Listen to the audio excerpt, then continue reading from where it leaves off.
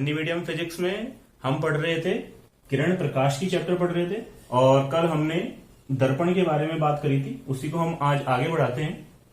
तो दर्पण क्या होता है? दर्पण एक ऐसी परावर्तक सतह होती है जो उस पर आपतित प्रकाश का लगभग 95 से 98% प्रकाश का क्या कर दे? परावर्तन कर दे। तो ऐसा जो परावर्तक सतह है उसे हम क्या कहते हैं? दर्पण कहते हैं। ये हमने अपने प्रीवियस वीडियो में बात करी थी। अब दर्पण कितने प्रकार के होते हैं? दो प्रकार के होते हैं। एक होता है समतल दर्पण और एक होता है गोलीय दर्पण। तो समतल दर्पण कैसे बनता है? अगर हम एक कांच की समतल सतह ले लें और उस समतल सतह के एक और तो पॉलिश कर दें, तो ये तो बेटा हमने क्या कर दी? पॉलिश कर दी। और ये जो सतह है ये परावर्तक सतह की भांति व्यवहार करे। तो इस तरह की जो युक्ति बन रही है वो क्या कहलाती है? समतल दर्पण कहलाती है। लेकिन हम गोलीय दर्पण किसे कहेंगे? जैसे मान लो कोई कांच का खोखला गोला है, जैसे ये कांच का कोई खोखला गोला है और इस कांच के खोखले गोले में से मैंने ये भाग इसमें से काट लिया, ये वक्राकार भाग मैंने काट लिया, तो इसमें से ये वाला भाग अलग हो जाएगा। ये मैंने इस प्रकार काटा तो ये वक्राकार भाग अलग हो जाएगा। तो अगर इस वक्राकार भाग के अगर मैं किसी भी एक और पॉलिश कर दूं और दूसरी सतह परावर्तक सतह की भांति व्यवहार करे तो ऐसा जो दर्पण होगा वो क्या कहलाता है? गोलीय दर्पण कहलाता है। एक बार और समझेंगे इसे। माना ये कोई एक खोखला कांच का गोला है और इसका वक्राकार सतह को हमने काट लिया। ये जो वक्राकार सतह है, इस वक्राकार सतह के हम उभरी हुई सतह पर या धसी हुई सतह पर किसी भी एक सतह पर पॉलिश कर दें और दूसरी सतह परावर्तक सतह की भांति व्यवहार करे तो ऐसी जो युक्ति कहलाती है वो क्या कहलाती है? गोलीय दर्पण कहलाती है। बेटा गोलीय दर्पण भी आपने छोटी क्लास में पढ़े होंगे, दो प्रकार के होते हैं। एक होता है अवतल गोलीय दर्पण और एक होता है उत्तल गोलीय दर्पण। अब अवतल गोलीय दर्पण और उत्तल गोलीय दर्पण कैसे होते हैं इसे देखेंगे। यहां पर मैं इनकी चित्र बना रहा हूं। अगर हम वक्राकार भाग के बाहरी सतह पर पॉलिश कर दें, ये बाहरी सतह पर हम पॉलिश कर दें, ये बाहरी सतह पर हमने पॉलिश कर दी और जो आंतरिक सतह है वो एक परावर्तक सतह की भांति व्यवहार करे। किसकी तरह व्यवहार करे? परावर्तक सतह की तरह व्यवहार करे। तो इस प्रकार का जो दर्पण बनेगा वो कौन सा होगा? अवतल दर्पण होगा। लेकिन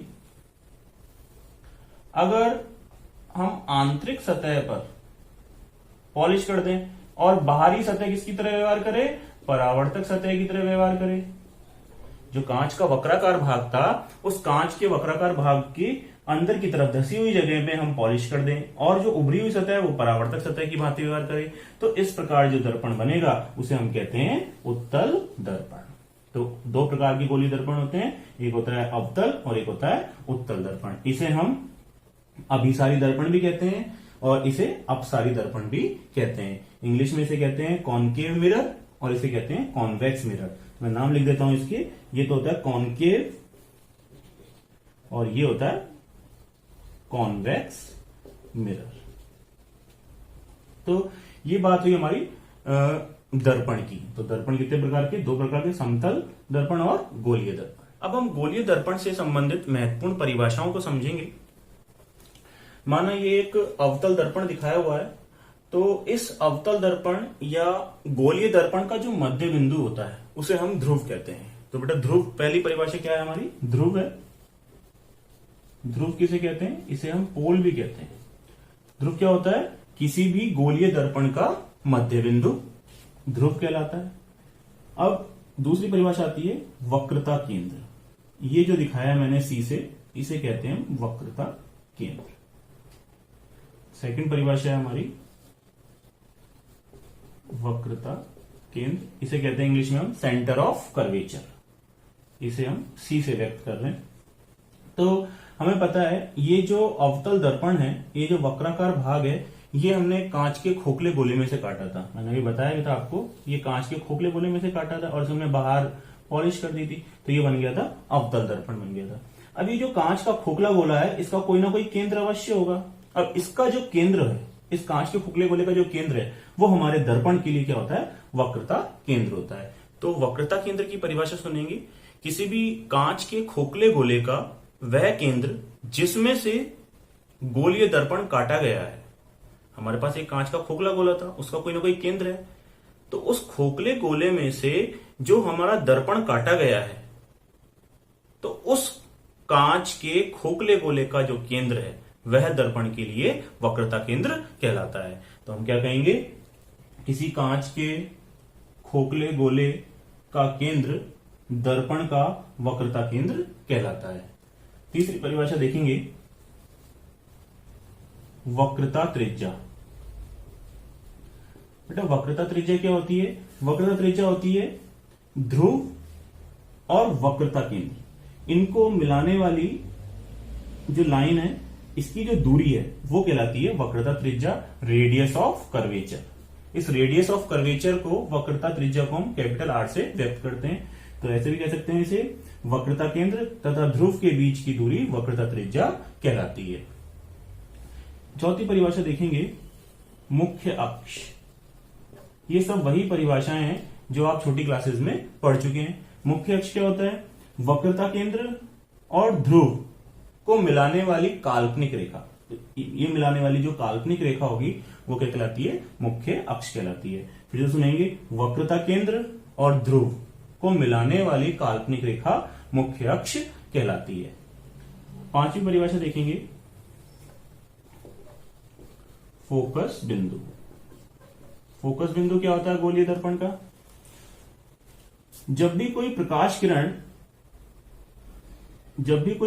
किरण मुख्य अक्ष के समांतर आती है और दर्पण पर आपतित होती है, तो दर्पण से परावर्तन के पश्चात वो मुख्य अक्ष को जिस बिंदु पर काटती है वह बिंदु फोकस बिंदु कहलाता है। फिर से ध्यान से सुनेंगे, क्या होता है फोकस बिंदु?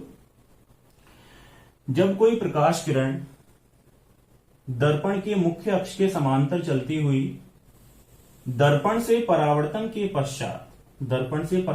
पश्चात मुख्य अक्ष को जिस बिंदु पर काटती है वह बिंदु फोकस बिंदु कहलाता है। तो अगली परिभाषा देखेंगे, द्वारक किसे कहते हैं। तो आप देख रहे हैं ये दर्पण के सिरे हैं, ए और बी जो है दर्पण के सिरे हैं। तो इन दर्पण के सिरों को जो रेखा मिला रही है उसे हम कहते हैं द्वारक, यानी दर्पण के सिरों को मिलाने वाली लाइन या रेखा क्या कहलाती है? द्वारक कहलाती है। तो आपको ये परिभाषाएं पता होनी चाहिए, क्योंकि हम गोलीय दर्पण से संबंधित महत्वपूर्ण परिभाषाएं समझ में आ गई होंगी। तो आपको ये ध्यान भी रखनी चाहिए, ध्रुव क्या होता है, वक्रता केंद्र क्या होता है, वक्रता त्रिज्या किसे कहते हैं, मुख्य अक्ष किसे कहते हैं, फोकस बिंदु किसे कहते हैं, द्वारक किसे कहते हैं, ये हमें आनी चाहिए। अब हम चलते हैं दर्पण से संबंधित प्रतिबिंब बनने के लिए कुछ नियम, उनके बारे में बात करते हैं। यानी अगर किसी भी दर्पण से प्रतिबिंब निर्माण करना है तो क्या क्या नियम फॉलो होते हैं उनका। तो बच्चों अब हम देखते हैं गोलीय दर्पण से बनने वाले प्रतिबिंब के लिए नियम। तो देखते हैं क्या क्या नियम है। फर्स्ट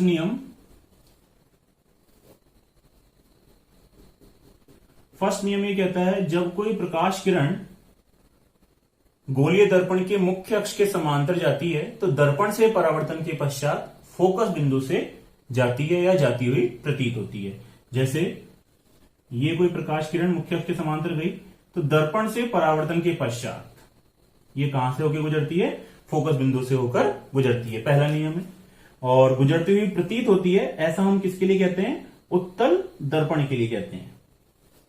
तो ये प्रकाश किरण मुख्य अक्ष के समांतर गई और दर्पण से परावर्तन के पश्चात ये कहां से जाती हुई प्रतीत हो रही है? हमें फोकस बिंदु से जाती हुई प्रतीत हो रही है। ये है हमारा प्रथम नियम।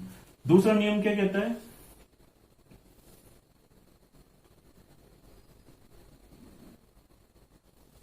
कि जब कोई प्रकाश किरण गोलीय दर्पण के वक्रता केंद्र की ओर जाती है, तो ये वक्रता केंद्र है, वक्रता केंद्र की ओर जाती है तो वो दर्पण से परावर्तन के पश्चात वापस उसी दिशा में लौट जाती है। तो ये दिशा में गई, दर्पण से परावर्तन के पश्चात वापस उसी दिशा में लौट जाती है। और इसी को हम उत्तल दर्पण के लिए बना सकते हैं। तो ये कहां से जाती हुई प्रतीत होगी? हमें वक्रता केंद्र सी से जाती हुई प्रतीत होगी। तो यानी वापस कहां से आती हुई प्रतीत होगी हमें? ये वक्रता केंद्र से आती है। और तीसरा नियम देखेंगे,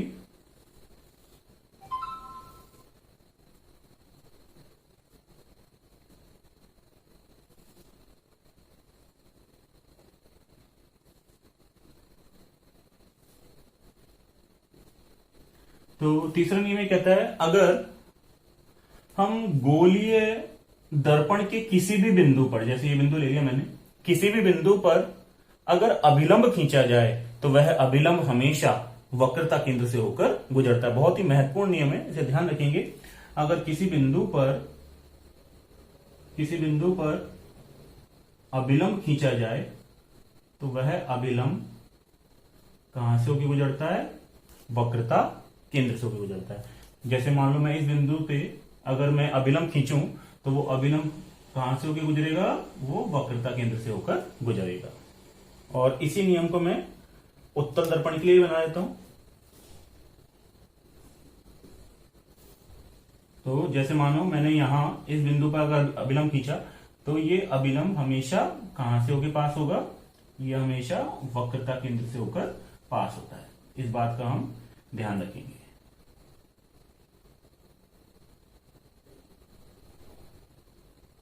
कहां से गुजरता हुआ प्रतीत होगा? ये वक्रता केंद्र से गुजरता हुआ प्रतीत होगा उत्तल दर्पण के केस में। तो बच्चों चौथा नियम भी देखेंगे। चौथा नियम क्या कहता है?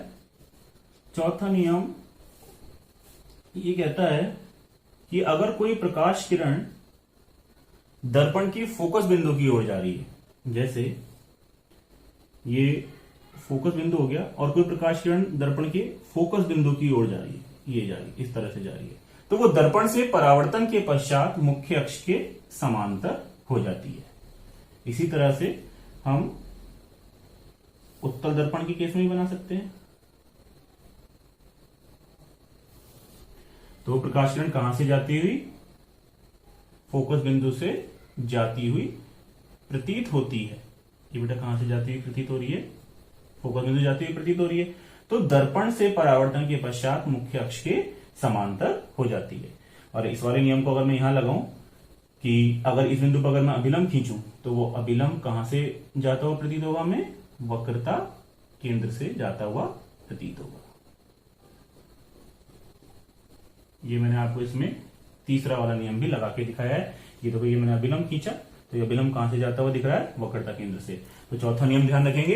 तो जब भी कोई प्रकाश किरण फोकस बिंदु की ओर जाती है या जाती हुई प्रतीत होती है तो वो दर्पण से परावर्तन के पश्चात मुख्य अक्ष के समांतर हो जाती है। तो बच्चों अब हम देखेंगे गोलीय दर्पण में प्रयुक्त होने वाली चिन्ह परिपाटी। ये चिन्ह परिपाटी बहुत ही महत्वपूर्ण है, क्योंकि हम जितने भी न्यूमेरिकल करेंगे या डेरिवेशन करेंगे, उन डेरिवेशन न्यूमेरिकल के दौरान चिन्ह परिपाटी को प्रयुक्त करना बहुत जरूरी है, नहीं तो हमारा आंसर गलत आएगा। तो इसके कुछ पॉइंट्स हैं, उन्हें हम ध्यान रखेंगे। पहला पॉइंट ये कहता है कि गोलीय दर्पण में सभी दूरियां ध्रुव से मापी जाती हैं। कहां से नापते हैं? हम ध्रुव से मेजर करते हैं। जैसे मान लो मुझे वक्रता त्रिज्या को मेजर करना है तो मुझे कहां से चलना पड़ेगा? ध्रुव से इधर की तरफ चलना पड़ेगा। तो पहला पॉइंट, सभी दूरियां ध्रुव से मापी जाती हैं। सेकंड पॉइंट ये कहता है कि अगर नापी गई दूरियां आपतित प्रकाश की दिशा के विपरीत दिशा में मापी जा रही हैं, जैसे यहां से प्रकाश आ रहा है, ये आपतित प्रकाश की दिशा है, आपतित प्रकाश को इधर से आना पड़ेगा तभी परावर्तित होगा इससे, तो ये आपतित प्रकाश है। और अगर मैं दूरी आपतित प्रकाश की दिशा के विपरीत नाप रहा हूं तो वे दूरियां ऋणात्मक ली जाती हैं। पहला पॉइंट ध्यान रखेंगे। पहला पॉइंट क्या था हमारा? सभी दूरियां ध्रुव से मापी जाती हैं। और दूसरा क्या है?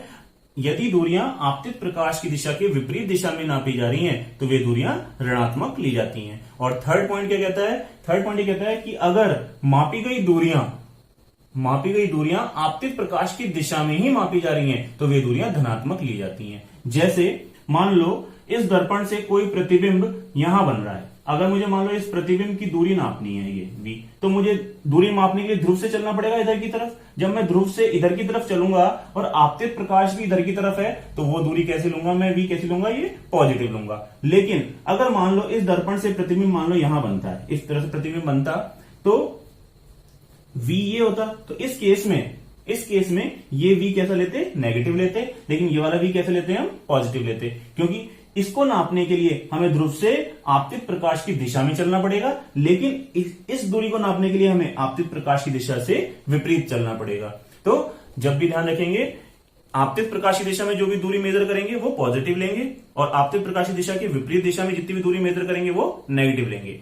चौथा पॉइंट सुनेंगे जितनी भी दूरियां मुख्य अक्ष के ऊपर की तरफ मापी जाती हैं उन्हें हम धनात्मक लेते हैं, और जितनी भी दूरियां मुख्य अक्ष के नीचे की तरफ मापी जाती हैं उन्हें हम ऋणात्मक लेते हैं। तो ये चिन्ह परिपाटी के कुछ बिंदु हैं, महत्वपूर्ण पॉइंट हैं, इन्हें हम ध्यान रखेंगे और कल से इसमें हम डेरिवेशन स्टार्ट करेंगे। आज मैंने गोलीय दर्पण का बेसिक क्लियर किया है।